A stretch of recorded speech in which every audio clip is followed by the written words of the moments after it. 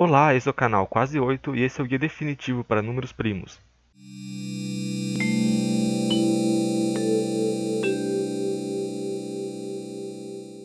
Antes de tudo, para você ter certeza que esse é o vídeo certo para você, nós vamos mostrar qual vai ser o resultado do nosso guia.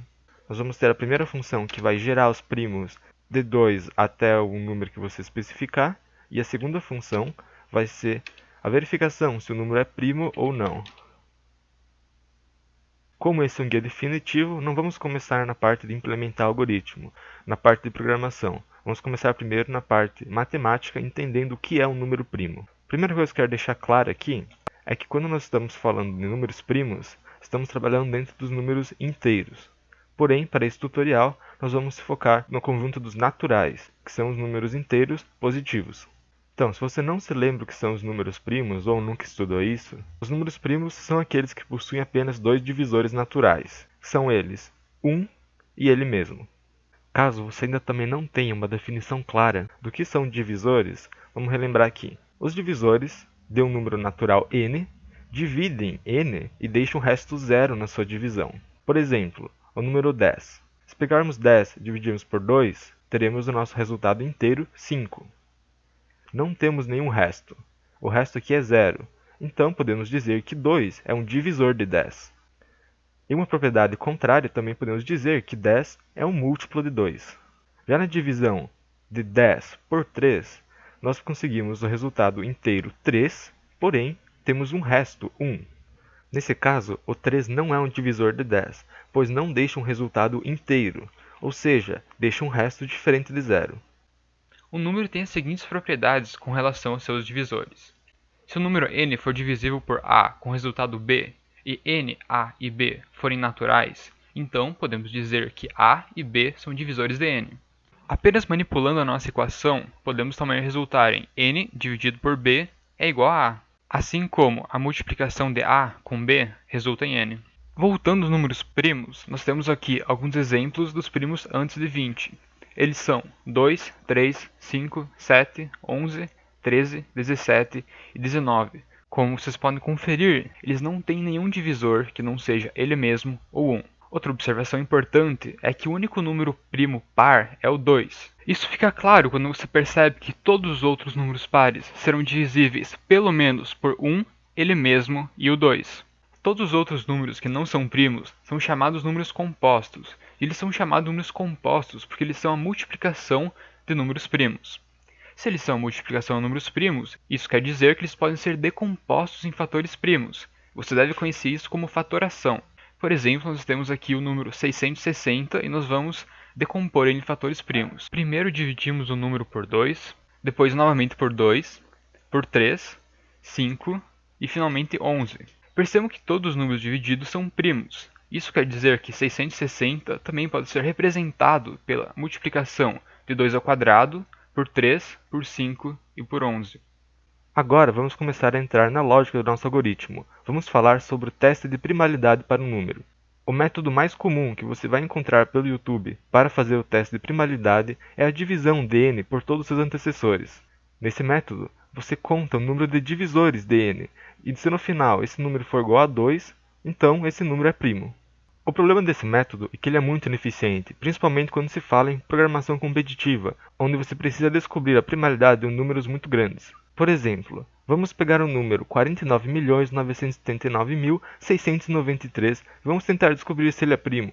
Com esse método, você precisa fazer 49.979.693 operações de módulo para descobrir quantas são as divisões que deixam o resto zero. Você também vai encontrar algumas soluções que sugerem uma poda na sua iteração. Eles dizem que se você fazer nossa divisão e encontrar, por exemplo, 3 divisores, então você pode parar de fazer esse teste, porque você sabe que esse número não é primo. O problema é, 49.979.693 é primo. Ou seja, você terá que fazer todas as iterações. O jeito mais eficiente de realizar o teste de primalidade é fazer a divisão apenas por números primos até a raiz do número que está sendo testado. E agora nós vamos explicar o porquê disso. Para ajudar a entender por que a gente só tem que testar as divisões até a raiz, nós temos aqui uma reta numérica. Essa reta numérica começa em 0 e ela termina em 49, que é o número que está sendo testado. Aqui no canto inferior, nós temos o divisor desse número, e o resultado dessa divisão aparece aqui em cima. No caso, a gente está dividindo 49 por 1 e o resultado é 49. Nós também temos aqui a raiz desse número marcada em azul. Eu quero que vocês observem o que acontece quando eu aumento o divisor. No caso, o divisor está 1, eu vou aumentar para 2. Agora eu vou aumentar para 3. Percebam que quanto mais eu aumento o divisor, mais as duas variáveis, o divisor e o resultado, vão se aproximando dessa linha aqui que representa a raiz de 49. Eu vou aumentando até que, na raiz exata, elas se encontram. Quando nós colocamos o nosso divisor maior que a raiz, no caso aqui eu vou colocar 8, então antes quando eu tinha os meus divisores menores que a raiz, os resultados eram sempre maiores. Agora que eu tenho meu divisor maior que a raiz, todos os resultados vão ser sempre menores, porque eles são inversamente proporcionais. Como nós já vimos anteriormente, para a gente derrubar a tese que o número é primo, nós precisamos achar um divisor natural que deixe um resultado natural. Aqui no caso aconteceu quando a gente coloca 7. 7 vezes 7 é 49. Agora a gente vai tentar usar essa reta com um número primo. No caso que a gente tem 47. A raiz de 47 é aproximadamente 6,8. Então primeiramente a gente vai tentar dividir por todos os naturais menores que isso. No caso, 2, 3, 4, 5 e 6.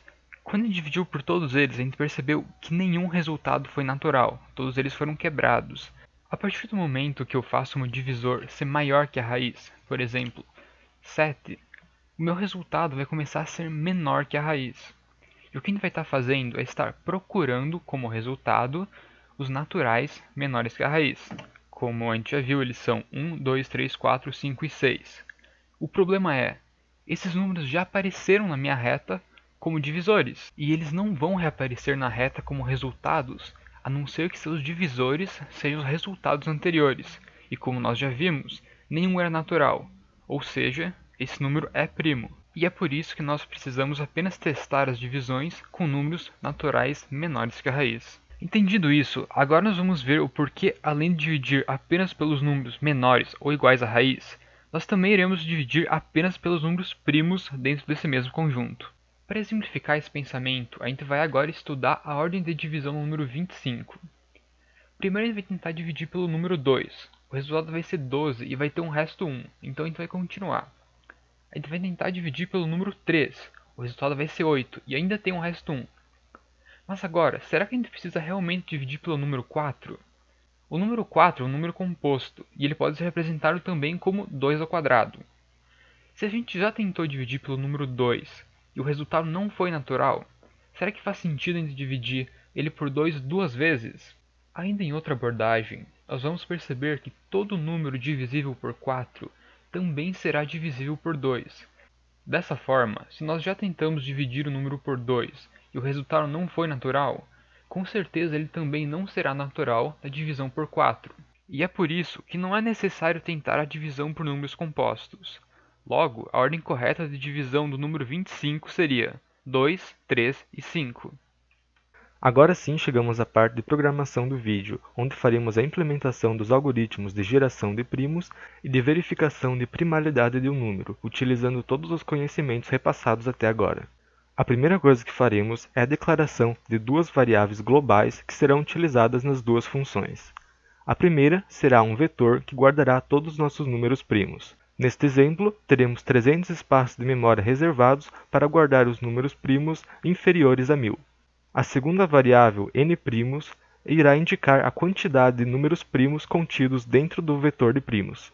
Dentro da nossa função geraPrimos, teremos declaração de três variáveis inteiras.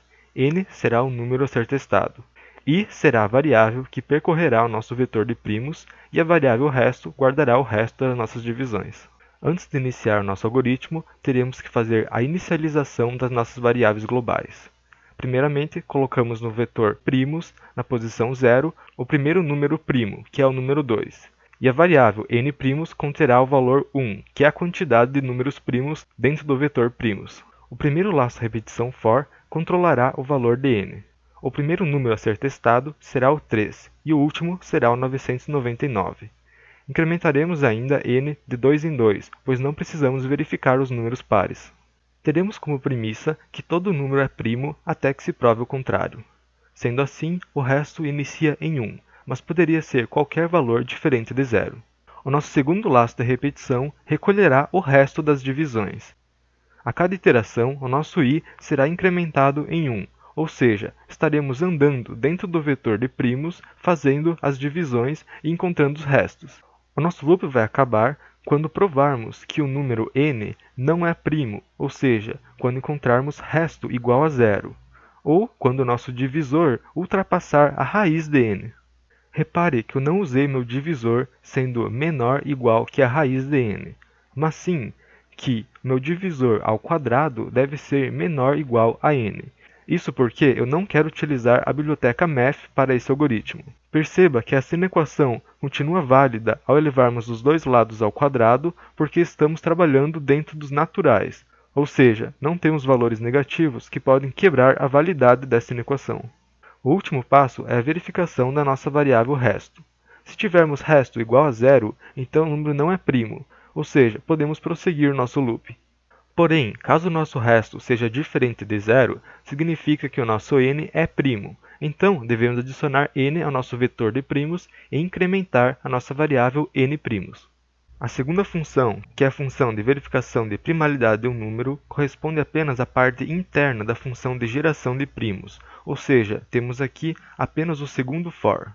Lembrando que para utilizar essa função, você já deve ter usado a função geraPrimos para preencher o vetor de primos globalmente.